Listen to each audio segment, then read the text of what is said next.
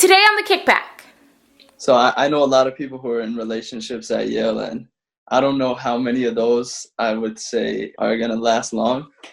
So, I don't know. I don't know if the stereotype's true, but for me personally, my love life is dead as hell. So I don't think it's going to happen. I have 2 years left. What's up, what's up, what's up? It's your girl Dom, and welcome back to the Kickback.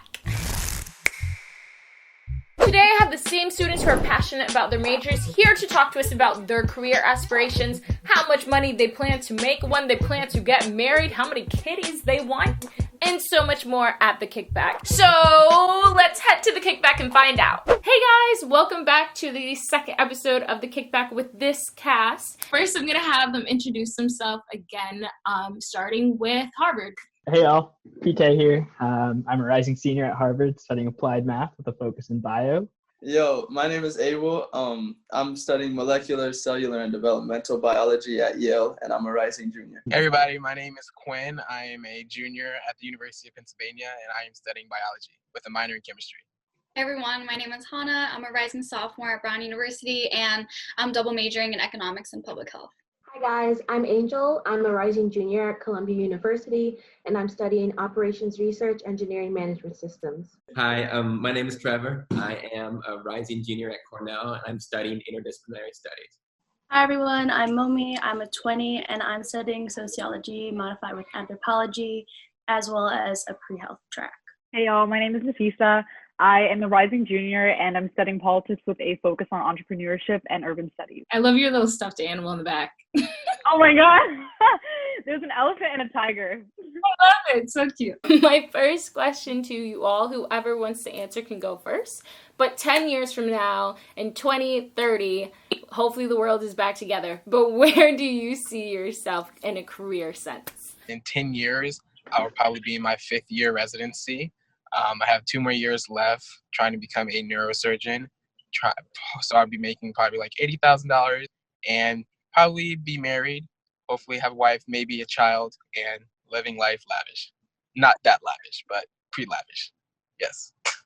In 10 years, I see myself a couple years out of law school, working hopefully in a city. I don't know if I want to be married by 30, but definitely don't want to have kids by 30. In 10 years, I'll probably be same boat as Quinn, probably finishing residency, going into whatever specialty I want to do. I think I'll probably be married. I want to come back to Atlanta. I love Atlanta, so that's where home will be for me. In 10 years, I'll be 29. So I guess depending on the route I take, if I choose consulting, I'll probably stay there and be a higher up versus if I do banking, I'll probably go into private equity or venture capital. Yeah, I'll hope I'll be married and I'll probably be in New York.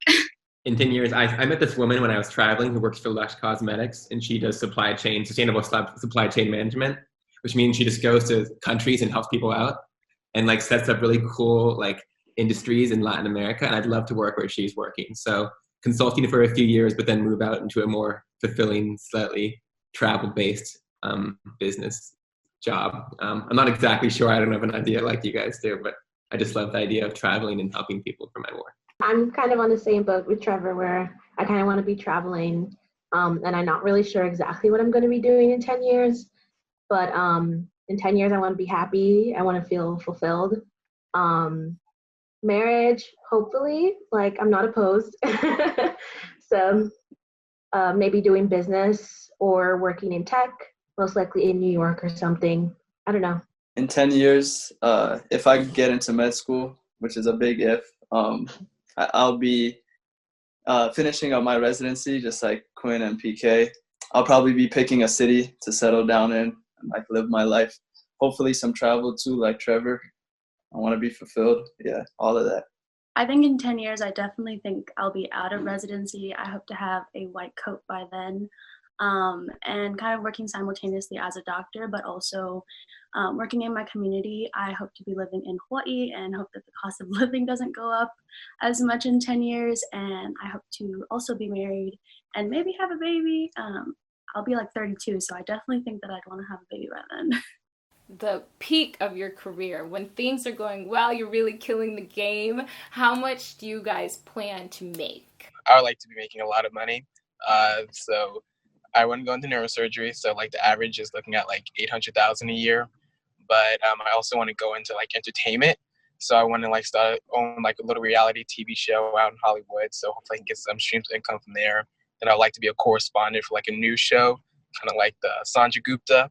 So just want to have multiple streams of income, but going for like 1 million a year. That's my goal. So are you gonna like merge neuroscience and entertainment into one? Yeah. Well, I'm gonna do like a show where like they follow different doctors, like Doctors in America or something like that, and they can like follow me like treating patients and like doing brain surgeries. I think at the peak, I would love to be an orthopedic surgeon, working with a team. So I'm big into sports. So I would love to be like with the Falcons or like some major team, just working with them right there. So I get the fulfillment of like helping people out, but I also get to work with sports and something I love. In the future, maybe going into like some sort of health policy type role where you can like improve the access of healthcare resources everywhere around the world type of thing. I think at the peak of my career, I would like to be working as a lawyer for a civil rights or like advocacy type group, or this is kind of like the polar opposite. I would like to be working for like a fashion or cosmetics company, either like in their legal department or like somewhere in marketing. I think like I definitely figured out that my strengths lie in that field as well. I think like for the longest time, I just like wanted to be a lawyer, but I wouldn't mind entertaining that field as well. And then as far as income, I wouldn't slap an exact number on it, but enough that I don't have to be worried about any purchase I make. I honestly have never really thought about how much money. I never kind of like went into medicine thinking about like, oh my gosh, I want to make money. I mean, I was like, I'm sure I'll be making money, but 6 figs wouldn't be too bad. But kind of just something so that I can be comfortable. I came from a really low income family, so it's really just important that I would be able to like sustain my family. But yeah. Yeah, actually similar to me. I just want to be able to like support my family and make enough money to be comfortable. I haven't thought of an exact number, but above 100,000 would be nice for living in the city and all the costs of that. And I'd love to be able to travel for my work, so I wouldn't be stuck in one place for a super, super long time. So I haven't picked a specialty yet, so I don't know how much I'll be making. Hopefully I'll be doing work that helps increase access to healthcare.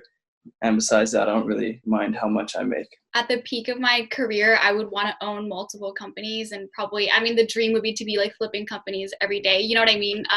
That's such a dream though. So it's probably like so far-fetched, but like Quinn and PK, I want to do something in sports too. Like I would also love to own parts of sports teams, but that's like big money. Like that's celebrity status. Like Quinn, I would love to do like broadcasting, like whether, I don't know, like TV broadcasting or something like that. I don't want to put a number either, but somewhere, high 6 figures probably. I don't know if I have like an exact number in mind. I used to want to be like, really wealthy, but like as I've gotten older, I realized that money is just a means to get to like the level of comfort that I want. So it just depends on how comfortable I want to be, which is kind of comfortable. So, but I definitely, at my peak, I want to be able to start this trend of generational wealth for my family. So that's something that's important to me. And also I want to be a business owner. I want to have developed my own business and be at the head of that. And I also want to improve like giving access to the arts and technology and STEM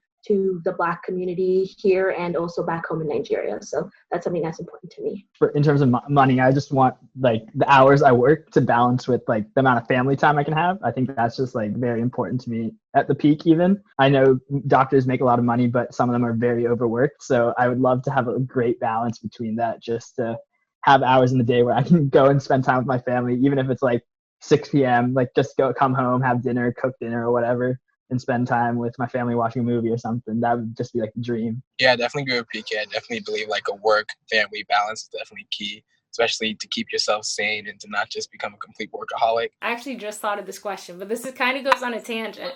But since we've brought up family and getting married and all that fun stuff, do you guys really think that you could find your spouse in college, or is that kind of just things the old people say and you're outside of school? Or do a lot of people already have like the love of their life at school? I definitely have not found my husband here. unless I'm going to get my MBA or something and something happens there. But I highly doubt personally that I'm going to see my future husband in Columbia right now. So I know a lot of people who are in relationships at Yale, and I don't know how many of those I would say are going to last long. So like, I don't know. I don't know if the stereotype's true, but for me personally, my love life is like dead as hell. So I don't think it's going to happen. I have like 2 years left. It's not working. So yeah, who knows? I got 1 year. It's not looking too good. Yeah, we lost, bro. We lost.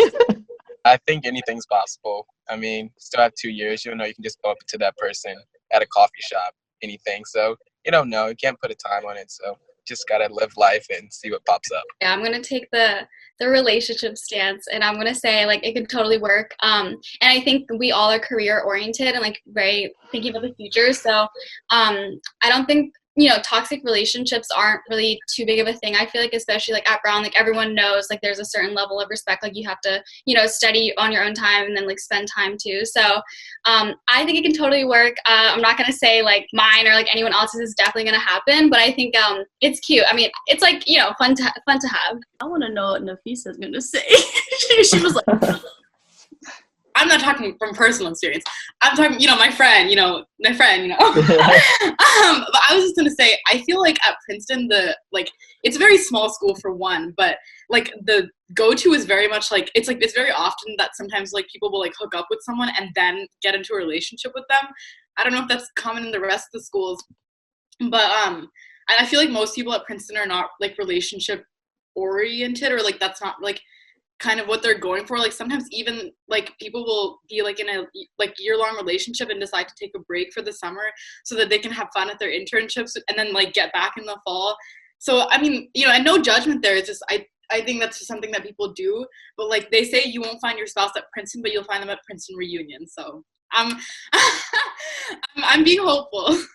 I doubt I'm gonna find my spouse in college, but I think it's always a possibility. I don't want to say no. If I meet a girl I really like, sure. But I just can't see myself like confident enough to make a decision that intense when I'm, in my mid-20s. I don't know myself well enough. You guys seem all very well aware of what you guys like. I need more time. Okay, can someone back me up here? Like, I'm literally the only one. Like, I need someone. Like, somebody gotta take someone for the team and like say something. I think you could, but the thing is, like, where everybody says, oh, you meet them like freshman year and you guys date all 4 years and then you get married right out of college. Like, I don't necessarily think that's the move.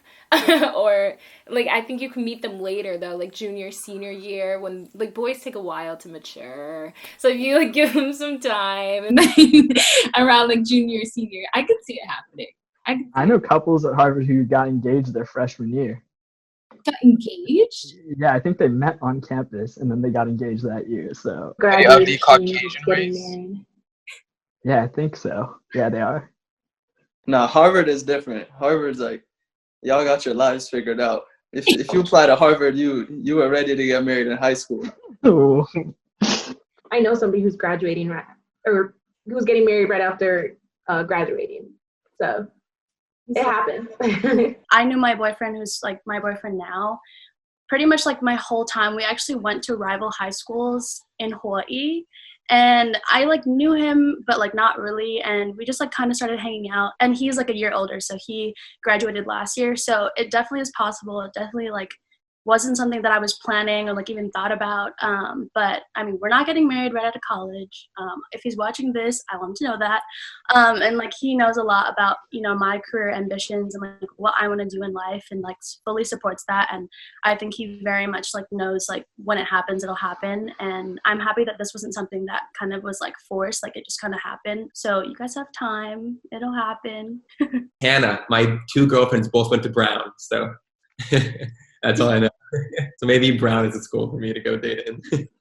That's so funny because I know people at Brown who date people in Cornell and Harvard because it's closer. I guess like they just go take the bus or the train, but that's actually really funny. You said 2 girlfriends, and I was thinking polygamy. I was like, oh wow, interesting. Not at the same time.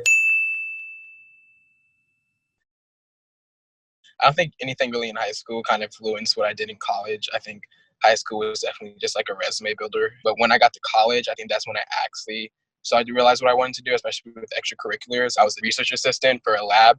And once I did that and actually saw like what an actual scientist does, I was really like, oh, okay, this is kind of the path I want to go down. So I think your high school extracurriculars I don't think they really define what you really do in college. I think once you get to college and you actually put your toes into different clubs and organizations, that's when you kind of realize what you really want to do. I've always been envious of people who just always knew what they wanted to do and like had like a set passion. I've never been one of those people. Like, that's why I'm like just unable to answer any questions where you're like, what are you going to do in 10 years? What's your dream job? I don't know. So in high school and in college, like you should definitely be doing like what you're interested in and what you want to learn more about. For me, when I got to college, like a club that I joined was the National Society of Black Engineers. Wearing a shirt. And like I stayed with them like throughout freshman year, and I'm actually going to be president next year. So that was something that was really important to me because it helped me get a sense of all like the different engineering fields.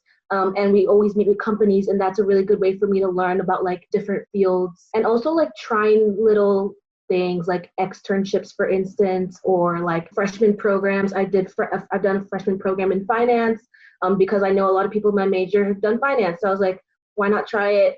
And I learned I don't want to do finance. The only thing that I guess correlates with my major is I was on the math team, but other than that, really didn't help anything in terms of like the concentration itself. But I think in college, the internships I've done over the summer have been really influential.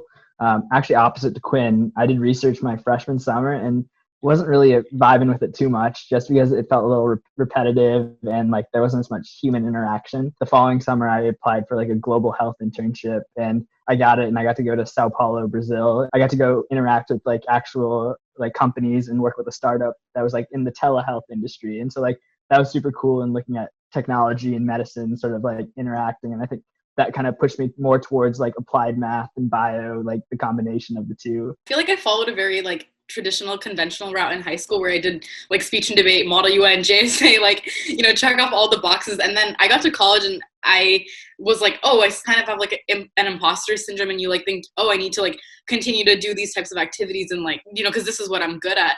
Like, and like right now I'm only in a theater group and a dancing group. So it's like polar opposite from kind of what I did in high school. You know, it's like very creative. It's not something you exactly would put on a resume, but I think through that, I've learned that I'm a lot more of a people person and I want to like do something creative. And then I was working in India over the summer at the Indian Chamber of Commerce, and it was like a 9 to 5, like actually it wasn't a 9 to 5, it was a 10 to 6 because Indians are late for everything. But it was but I was working in a cubicle like every single day. They made us work on Saturdays sometimes. But it was awful. Like I think I realized through that I was like, I don't want to work corporate. I don't want to work in a cubicle.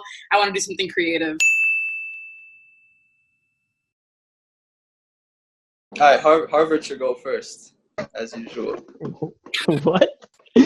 It depends what your stereotypes are. I mean, everyone there is super talented and very smart. Like, I guess that is a stereotype that I'm sure is true at all of our schools. And so I guess the idea of going there, which it's not really competitive, which I really have enjoyed. It's like been very like calm and collected of all these people who are super talented, and I don't think anyone judges each other for that. The only part where I do see it get a little more competitive is like internships and stuff like that. I think that's the vibe. It's just like not as competitive as one might think. Yeah, I also heard a lot of things about Yale when I was applying. One of the admissions officers told me like that Yale's not a competitive place at all, and like people collaborate, and I found that to be very true. I agree with PK. Like there are obviously some things that are competitive, like the econ kids are always like competing with each other. But I feel like in my major and most people, they're not competitive at all. The major stereotype about Yale is like the inferiority complex when it comes to Harvard. And that kind of shows during the Harvard-Yale football game. Everyone's holding up a sign like Yale was my safety school and things like that. And I'm like, yo, this is not called for, but. My first semester at Columbia was like really hard. I was taking a lot of credits. I was way like in over my head. I felt like I was like dumber than everyone else. But like something that helped me was actually joining a club that was like inclusive and accepting, and like being able to speak to upperclassmen who had already been in the same boat as me, who like were able to help me out, passing down like resources like how to get textbooks and stuff like that, study guides, things like that was really helpful for me. The key, like for me to imposter syndrome was like recognizing that like it's very real. Like you might be disadvantaged like on very real levels, and like a lot of people might have had a head start. A lot of people might have gone to like very fancy private schools where like the educational curriculum and the educational environment very much so matches what you see at Princeton. I think the first step is to like acknowledging that you might come from like a disadvantaged position, but that in no way should like make you pessimistic for your future or make you feel like resentment towards the people who might have had a head start. But I think it does give you a lot of like grace, and it's like acceptance is like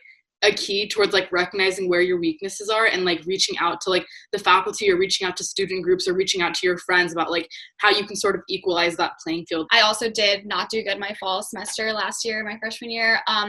And I was the same. I was like really bitter about the situation. I was like, okay, I went to public school. Like I have to work a job for work study, for financial aid, like this, that, like I have to do all this extra stuff and I don't have the connections. Like I'm an econ person, don't have the connections, don't know anyone in any of these companies. But then it was really for me like changing the narrative and the sentiment in my head. So instead of me being like so bitter and being like, why don't I have this? Like, why do I have to work in the mornings and after class? It was more so like, okay, this is a blessing that like I'm at such a great institution. Like I just need to absorb like everything around me. Like I can learn from literally everyone and everything. The intro class for 𝐋𝐄𝐓'𝐒 is really easy. I was actually a learning fellow, so I'd taken it 2 years ago, and so now I'm kind of just like being like a TA for it. I think the hardest intro classes are probably like the econ classes. They definitely are not nice. And I would say in terms of like pre-health classes, they are very much like reader classes. You kind of just have a lot of content thrown at you. And I think it's also the added stress that Dartmouth does quarter system. So you don't get the luxury of having like an extra week or two to kind of like digest attending the institution and then kind of like going into the class. So it's super, super high paced. But I don't think it's like impossible. I think that you just have to really find a balance between sort of like your social life as well as just like being an academic. And I think that's the same across like all Ivies. It's kind of just like trying to find that balance between you and your institution. So I think, once you get past those sort of like feeder classes and you get into more of the higher and upper level classes, it's much easier to sort of like latch on to a major and be like, this is actually what I want to do. And then in terms of the modified, you basically just have to do like a certain number of classes for 𝐋𝐄𝐓'𝐒 and then like 4 modified classes for a different department. Usually it's pretty easy to modify a major as long as you have a reason and as long as kind of like you can communicate that like in a couple paragraphs. I think that it's pretty lenient in terms of like modifying and like taking those classes. Chemistry 101. Mine was intro physics. Organic chemistry for sure. Retweet to Trevor. Orgo was really difficult, but I did it. So Cell biology. Mine sounds very different from like organic chemistry, cell bio, but my hardest class and best class was American Legal Thought. Stat 110. That was brutal. Mine's applied math, statistical inference. So there's some questions and answers for you guys, and now you can see where everybody's mind's at for their career path and love life and all that good stuff.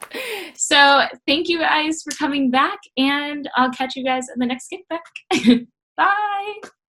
If this video was helpful or if you liked it, please make sure to smash the subscribe button, press the bell so you can get notified when I post, which is Monday, Fridays.